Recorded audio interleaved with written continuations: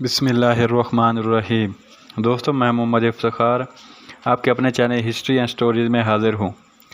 دوستو، فتوحات شام حضرت ابوبکر صدیق رضی اللہ تعالیٰ عنہ کا دور حکومت قسط نمبر 10 کے ساتھ حاضر ہیں۔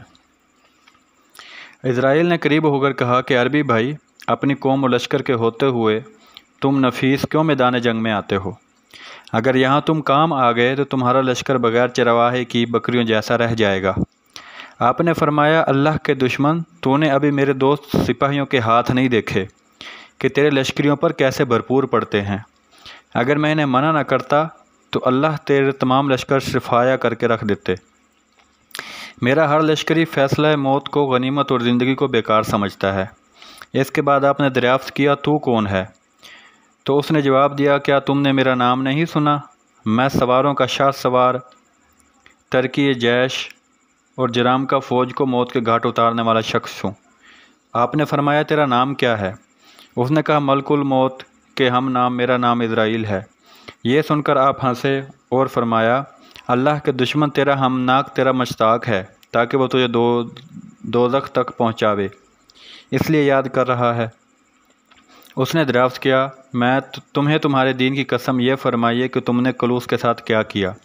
آپ نے فرمایا کہ وہ سامنے مشکین کسا ہوا بیٹھا ہے۔ اس نے کہا، وہ اس قوم میں ایک آفت کا پر کالا تھا، اس کو قتل کرنے سے کسی نے منع کر دیا۔ آپ نے فرمایا، میں اس وجہ سے رک گیا تھا کہ دونوں کو اکٹھا ہی قتل کر دوں گا۔ اسرائیل نے کہا کہ آیا کیا یہ ممکن ہے کہ 1000 مسکال سونا، 10 ریشمی جوڑے اور 5 گھوڑے مجھ سے لے کر اسے قتل کر کے اس کا سر مجھے دے دو؟ آپ نے فرمایا، یہ تو اس کے خون کا عوض ہے، اپنی قتل کرائے کہ کیا دے گا؟ یہ سن کر اسرائیل آگ بگولا ہو گیا اور کہا کہ بتلاؤ کیا لوگے؟ آپ نے فرمایا، ذلت خواری کی حالت میں تیرا جزیہ خود تیرا سر ہوگا۔ اسرائیل نے کہا، عربی بھائی، جتنی ہم تمہاری عزت و تکریم کرتے ہیں اتنی ہی تم ہماری توہین اور تذلیل کر رہے ہو۔ اب سنبھلو، میں حملہ کرتا ہوں۔ آپ یہ سن کر شعلہ جوالا کی طرح بھڑکے اور حملہ کر دیا۔ اسرائیل بھی حملہ روکتا ہوا آگے بڑھا۔ دیر تک دونوں حریف لڑتے رہے۔ اسرائیل ایک ایسا جنرل تھا کہ جس کی بہادری اور شجاعت کے کارنامے شام کا بچہ جانتا تھا۔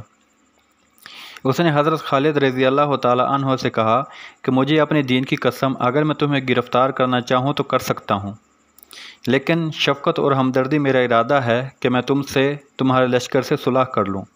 بہتر یہی ہے کہ تم خود میرے قید میں آ جاؤ اور لوگ دیکھ لیں کہ میں نے تمہیں قید کر لیا ہے۔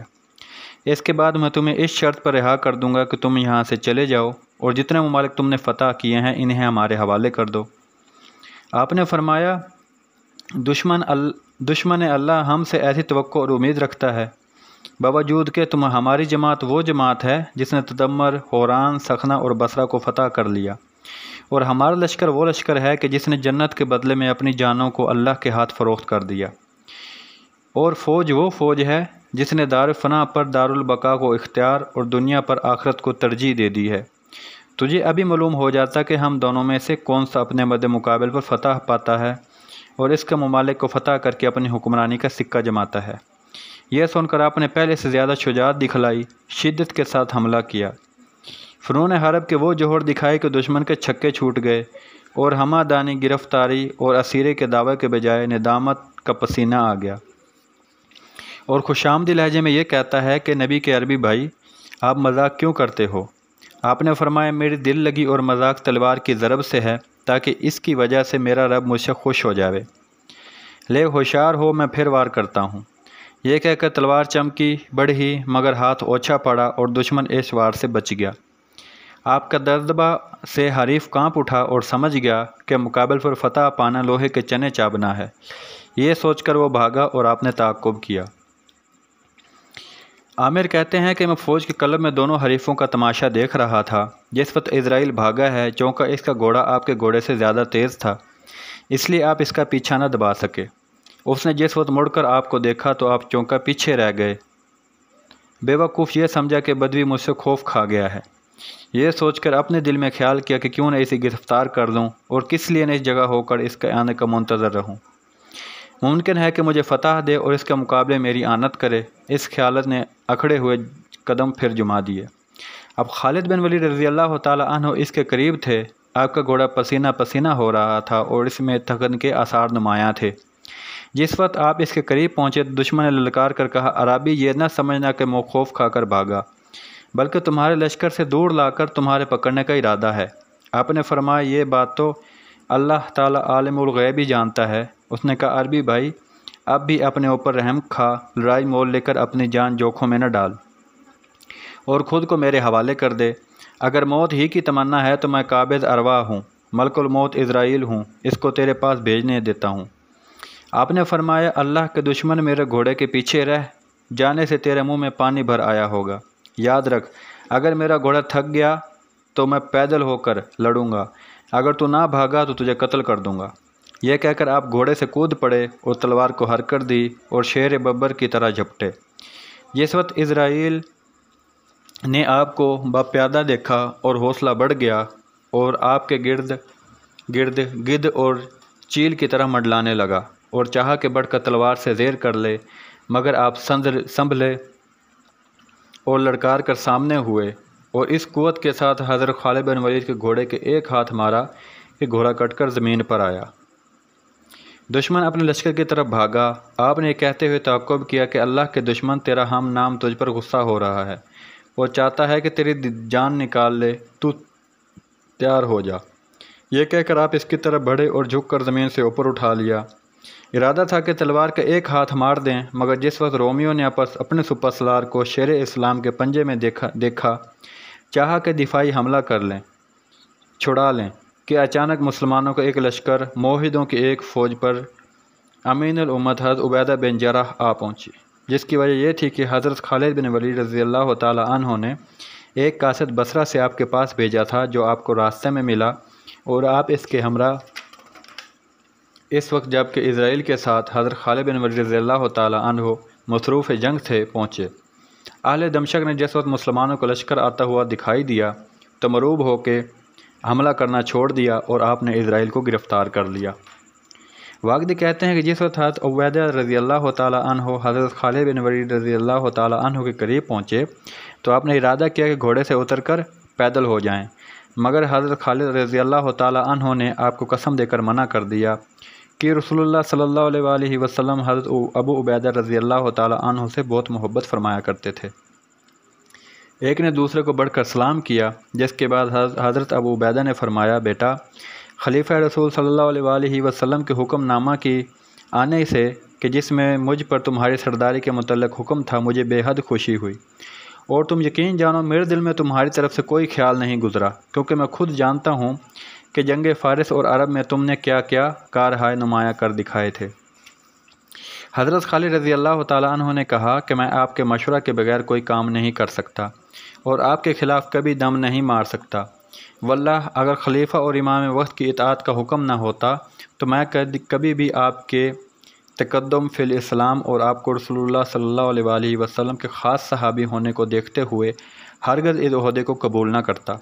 इसके बाद दोनों ने मुसाफ़िया किया और हज़रत खालिद रज़ी अल्लाह ताला अन्हु का घोड़ा पेश किया गया। आप इस पर सवार होकर हज़रत अबू उबैदा रज़ी अल्लाह ताला अन्हु के साथ इन दोनों के जर्नलों की गिरफ़्तारी और अल्लाह तबारक ताला की फ़तह और नुसरत की बातें करते हुए चले। जिस वक्त देर के पड़ाव के करीब पहुँचे तो दोनों हजरात घोड़ों से नीचे उतर आए। मुसलमानों ने आपस में एक दूसरे पर समलाम मसनून भेजा। जिस वक्त दूसरा रोज़ हुआ, मुसलमानों ने लश्कर को आरास्ता किया। अहले दमशक भी तैयार होकर निकले। आज रोमियो की कमान बादशाह के दमाद तोमा नामी सरदार के हाथ में थी, जो एक सेहतमंद अफसर था। जिस वक्त रोमी मैदान जंग में आए तो हज़रत खालिद ने हज़रत अबू उबैदा से कहा कि इस कौम के दिल में मुसलमानों का रौब बैठ चुका है। कल ये अच्छी तरह ज़लील व ख्वार हो चुके थे, नेज़ इन दो सरदारों की गिरफ़्तारी ने इन्हें कमज़ोर भी कर दिया है। बस हमें चाहिए कि हम और आप इन पर एक मुतफ़िका हमला कर दें। आपने जवाब दिया, बहुत बेहतर, मैं भी तुम्हारे साथ हूँ। मुसलमानों ने मुतफ़िका तौर पर ज़ोर से तकबीर की आवाज़ बुलंद की। इनकी तकबीरों से गोता और हवा में गोता गूंज उठा। तकबीर के साथ साथ हमला किया और रसूलुल्लाह सल्लल्लाहु अलैहि वसल्लम के असहाब ने इस ज़ोर व शोर के साथ हल्ला किया कि दुश्मन के दांत खट्टे कर दिए। कुफ़ार ज़लील ख्वार हुए और दोस्त अपने मौला से सरखरू होकर नशा जिहाद में मस्त राज़ी बर लड़े। عامر بن طفیل کہتے ہیں کہ اس حملے میں ہمارے ایک ایک آدمی نے 10 رومیوں کو تہ تیک کیا۔ لڑائی کو ابھی 1 گھنٹہ ہی گزرا تھا کہ دشمن کے پیر اکھڑ گئے۔ ہم نے دیر سے باب شرقی تک تعاقب کیا۔ اہل دمشق نے جس وقت اپنے لشکر اور سپاہیوں کی یہ بزدلی دیکھی تو شہر کا دروازہ بند کر دیا کہ ایسے کم ہمت سپاہی اندر نہ گھسنے پائیں۔ قیس بن حبیرہ کہتے ہیں کہ ہم نے دروازے پر پہنچ کر بعض کو قتل کیا اور بعض کو گرفتار کیا اور اپنے مقام پر لوٹ آئے۔ یہاں آ کر حضرت خالد رضی اللہ تعالیٰ عنہ نے حضرت ابو عبیدہ سے کہا کہ میری رائے ہے کہ میں باب شرقی کا محاصرہ کر لوں اور آپ باب جابیہ کو محاصرے میں لیں۔ آپ نے کہا واقعی تمہاری رائے بہت زیادہ صحیح ہے۔ واقعی کہتے ہیں کہ حجاز، یمن، حضرموت، ساحل عمان، طائف اور حوالی، مکہ معظمہ سے حضرت عبیدہ رضی اللہ تعالیٰ عنہ کی سرکردگی میں جو فوج آئی تھی اس کی کل تعداد 37,000 تھی، اور حضرت عمرو بن عاص رضی اللہ تعالیٰ عنہ کے زیر کمان فلسطین کے مقام پر 9,000 سوار اور حضرت خالد بن ولید رضی اللہ تعالیٰ عنہ کی ماتحتی میں 1500 جوان عراق سے یہاں آئے تھے۔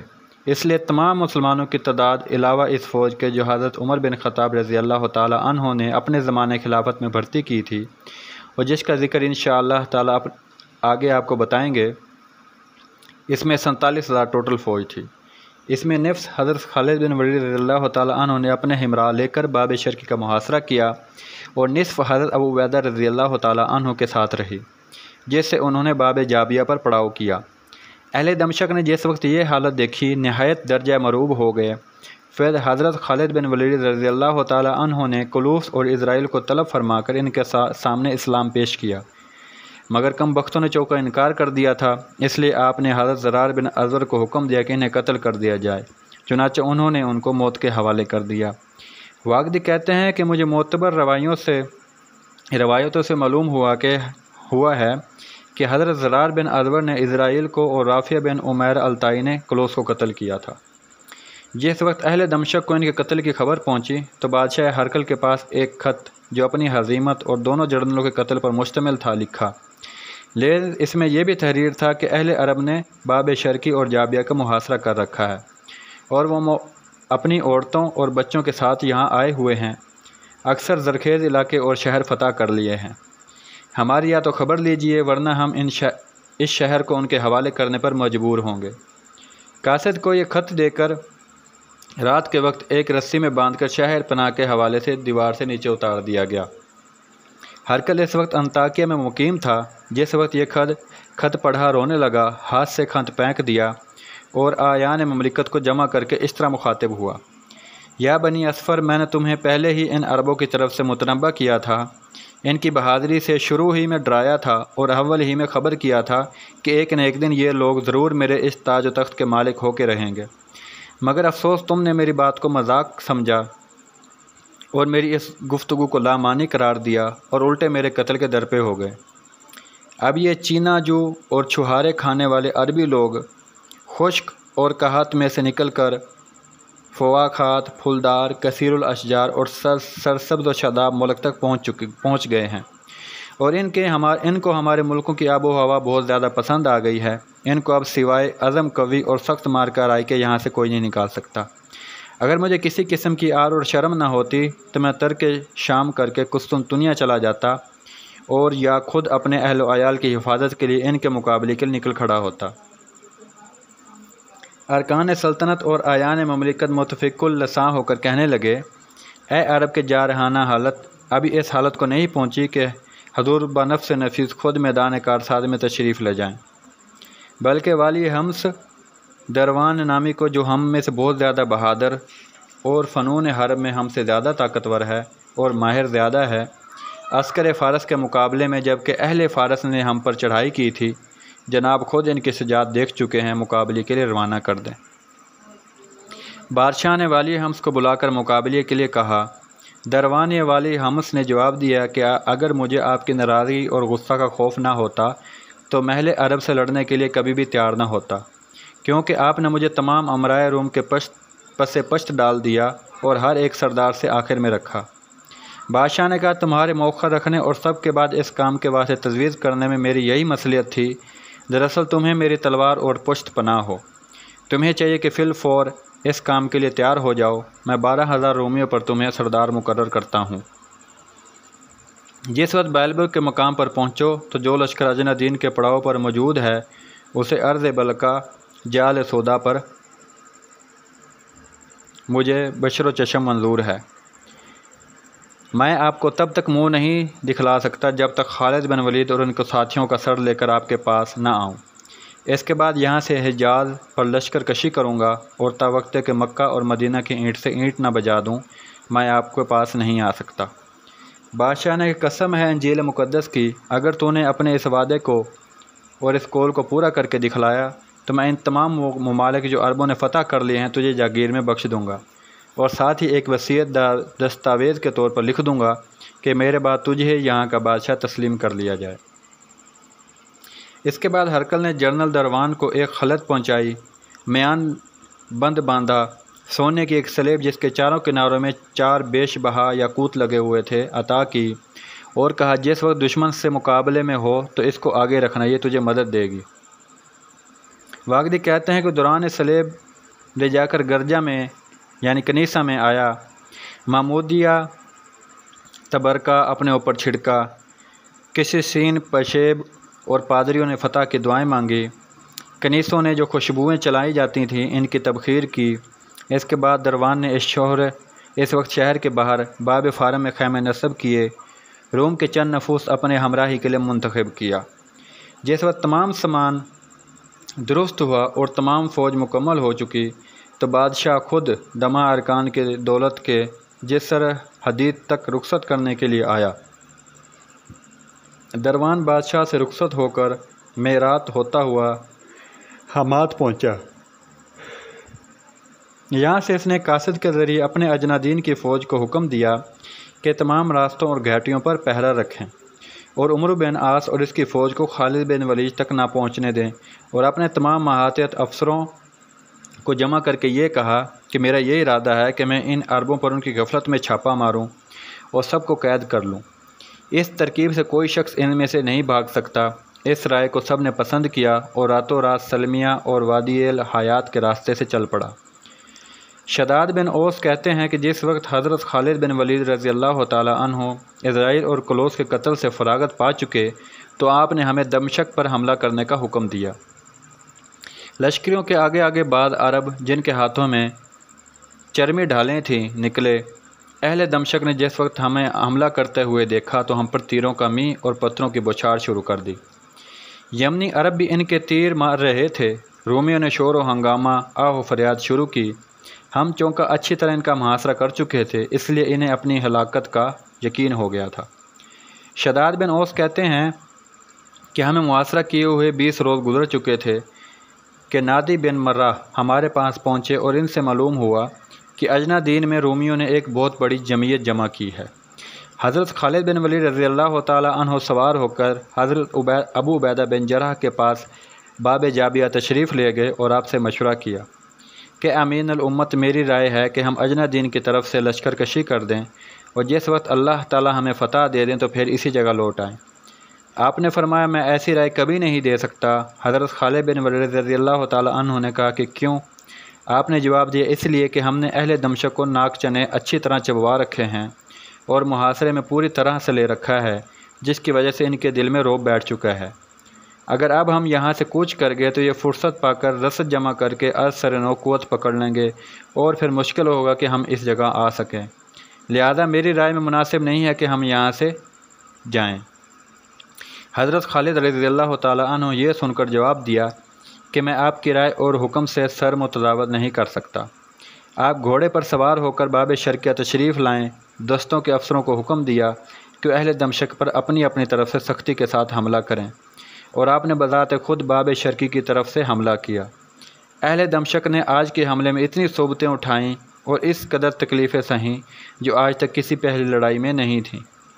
سپر سالار اعظم خالد بن ولید مسلمانوں کو جنگ کی ترغیب دیتے خود حملہ کرتے اور اس طرح انہوں نے کافی سارے رومیوں کو موت کے گھاٹ اتار دیا۔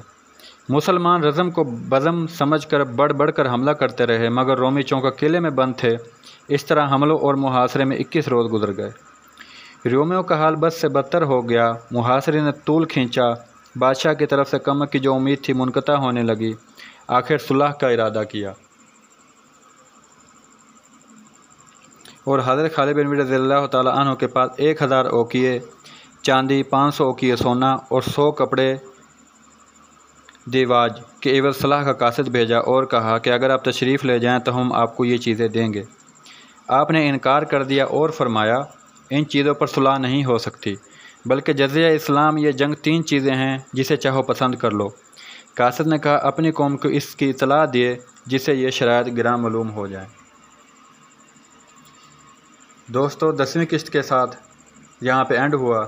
انشاءاللہ 11ویں قسط کے ساتھ بہت جلد حاضر ہوں گے، تب تک کے لیے اللہ حافظ۔ دوستو ویڈیو اچھی لگے تو پلیز کمنٹ ضرور کیجیے گا اور شیئر ضرور کیجیے گا، شکریہ۔